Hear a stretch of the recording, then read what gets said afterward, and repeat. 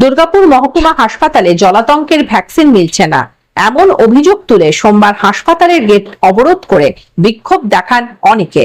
শেষ পর্যন্ত পুলিশ এসে পরিস্থিতি নিয়ন্ত্রণে আনে। হাসপাতাল কর্তৃপক্ষ জানিয়েছে, ভ্যাকসিনের অনিয়মিত সরবরাহের জন্য সাময়িক সমস্যা হচ্ছে, দ্রুত পরিস্থিতি স্বাভাবিক হয়ে যাবে বলে আশা প্রকাশ করেছেন হাসপাতাল সুপার ধীমান মণ্ডল।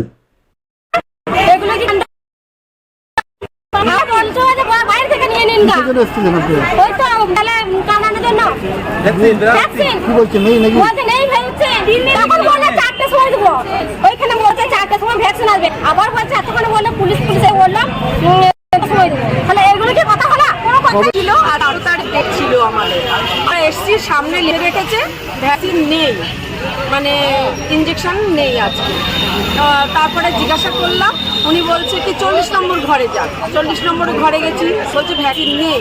তাহলে কি করবো? আজকে পর ডেকে আর এক জায়গায় পাঠালো, সেখানে গেলাম, উনি বলছে আমাদের কিছু করার নেই, সামনে তো লেখা রয়েছে ভ্যাকসিন নেই। তাহলে কবে আসবো? খোঁজ দেবেন, রোজ আসবেন হসপিটালে এসে খোঁজ দেবেন। এটা কি সম্ভব? আপনি?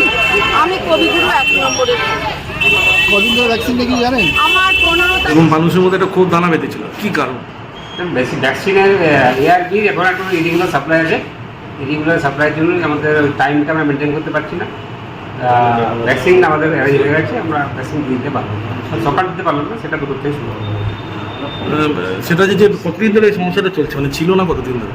ছিল না, ইরেগুলার সাপ্লাই আছে, ভ্যাকসিন আসে বাট ইরেগুলার। আমরা যেমন আগে যেমন বাল্ব সাপ্লাই হতো, বাল্ব আসতো যেটা একবারই একদিনে একসঙ্গে আসতো 1 মাসের, সেইটা এখন কোনো কারণে আসছে না। এখন একটা 1 দিন 2 দিন এরকম সাপ্লাই আসছে। হয়তো এটা রেগুলার হয়ে যাবে।